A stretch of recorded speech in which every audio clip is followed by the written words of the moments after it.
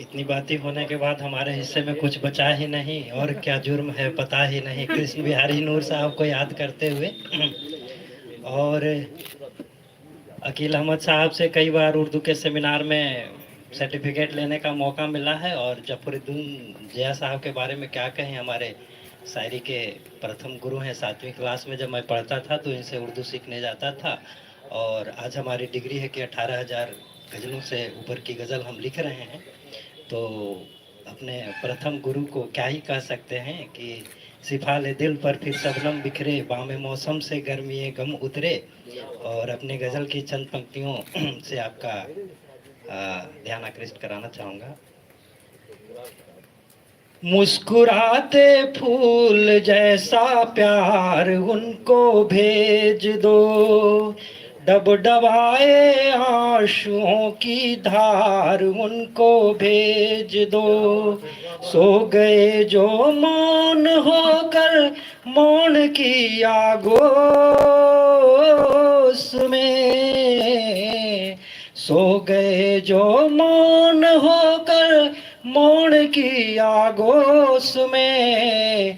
ऐ हवा संवेदना का तार उनको भेज दो, ऐ हवा संवेदना का तार उनको भेज दो।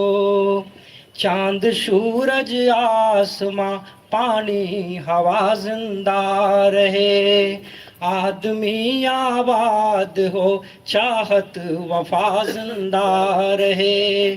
क्या भरोसा जिंदगी का आज है तो कल नहीं, हम रहे या ना रहे हिंदुस्तान जिंदा रहे।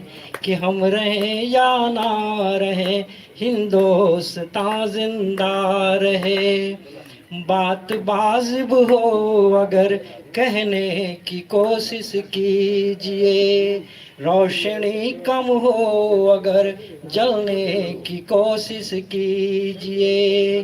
जिंदगी ने रास्ते तिरछे दिए तो क्या हुआ, आप अपनी सीध में चलने की कोशिश कीजिए, आप अपनी सीध में चलने की कोशिश कीजिए।